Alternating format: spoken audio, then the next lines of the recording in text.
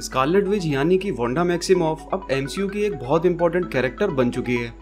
Avengers as of Ultron से Wanda vision तक Wanda की एमसीयू जर्नी में बहुत से अमेजिंग और पावरफुल मोमेंट्स रहे हैं। तो आज इस वीडियो में हम वांडा के टॉप 10 एमसीयू मोमेंट्स को रैंक करेंगे। So watch this video till the end.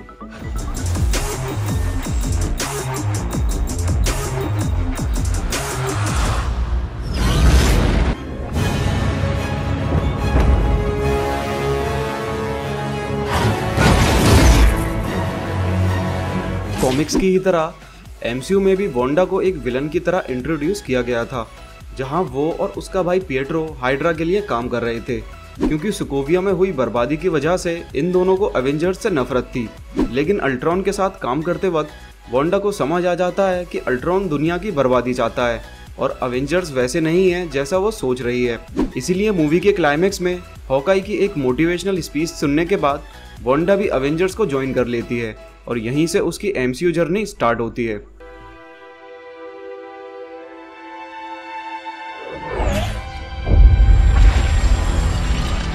Wanda और उसके भाई पिएट्रो के बीच एक बहुत अच्छा बॉन्ड था, क्योंकि एक तो वो दोनों ट्विंस थे और इसके अलावा उनके पेरेंट्स के मर जाने के बाद उन दोनों ने अकेले बहुत कुछ साथ में झेला था। तो आप समझ ही सकते हैं कि जब एज ऑफ अल्ट्रॉन में पिएट्रो मर जाता है तो उससे वांडा को कैसा फील हुआ होगा। उस पेन की वजह से वांडा के अंदर से इतनी पावरफुल एनर्जी निकलती है जिससे उसके आसपास के सभी अल्ट्रॉन रोबोट्स डिसइंटीग्रेट हो जाते हैं और इसी सीन में वांडा को पहली बार अपनी असली पावर दिखाने का मौका मिलता है।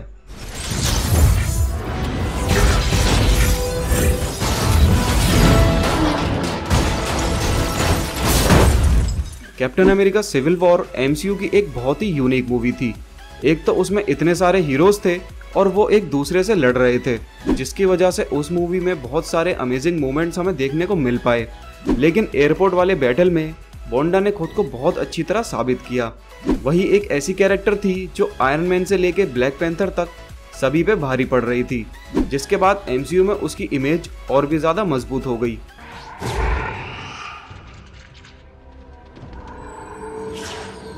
इससे पहले वांडा टोनी को उसका सबसे बुरा नाइटमेयर दिखा चुकी थी, जिसमें टोनी ने सभी एवेंजर्स को मरते हुए देखा था।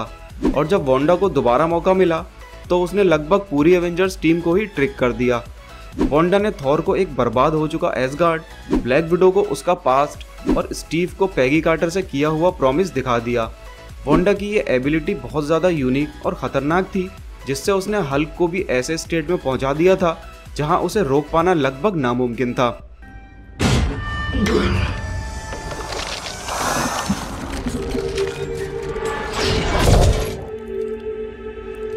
एज ऑफ अल्ट्रॉन में पिएट्रो के मर जाने के बाद वांडा अपने सबसे खतरनाक मोड में आ चुकी थी और जब उसका अल्ट्रॉन से सामना हुआ तो उसने अपने एक हाथ से ही अल्ट्रॉन की मेन बॉडी से उसका बायोनिक हार्ट बाहर निकाल लिया, जिससे उसने अपने भाई की मौत का बदला पूरा कर लिया था।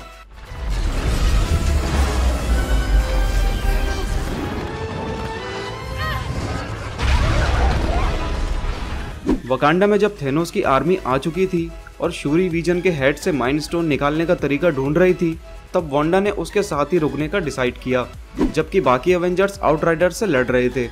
लेकिन जब एवेंजर्स थेनोस की उस बड़ी बड़ी मशीन्स के आगे फंस गए, तब वांडा ने एक ज़बरदस्त एंट्री की और सबको बचा लिया। और जाहिर है उस वक्त वहाँ वांडा के अलावा और कोई उन मशीन्स को रोक भी नहीं सकता था।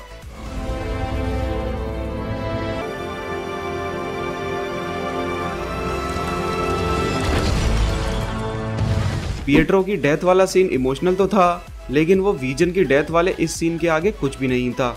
और इसके अलावा यही वो सीन था जहां वांडा ने अपनी ज़बरदस्त पावर्स से सभी फैंस को हैरान कर दिया था।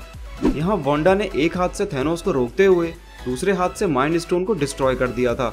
यहाँ इंटरेस्टिंग चीज़ ये थी कि उसने उस विलन को रोक रखा था जो इससे पहले डॉक्टर स्ट्रेंज, आयरन मैन और कैप्टन अमेरिका जैसे हीरोज को बड़ी आसानी से हरा चुका था।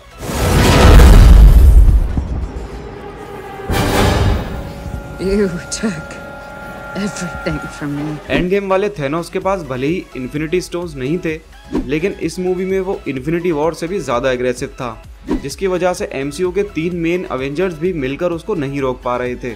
लेकिन जब वांडा और थेनोस का सामना हुआ, तब वांडा ने थेनोस को इस तरह कंट्रोल कर लिया था जैसे थेनोस कुछ है ही नहीं। इस सीन में अगर थैनोस बैकअप ना बुलवाता तो थैनोस का खेल यहीं पे खत्म हो जाता।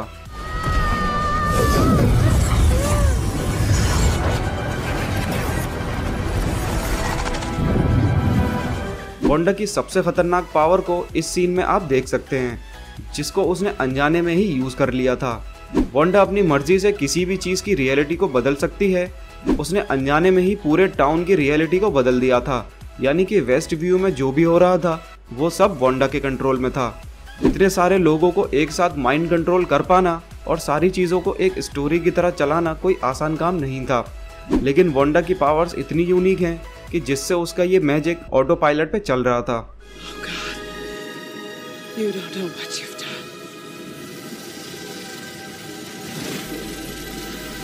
वांडा को एमसीयू में कभी भी स्कारलेट विच नहीं कहा गया था, लेकिन वांडाविजन सीरीज में एगाथा हार्कनेस ने वांडा को बताया कि वो एक स्कारलेट विच है और उसकी पावर्स बचपन से ही उसके पास थी, जिसके बाद वांडा को अपनी असली पावर समझ आई और हमें उसका ये ज़बरदस्त ट्रांसफॉर्मेशन देखने को मिला।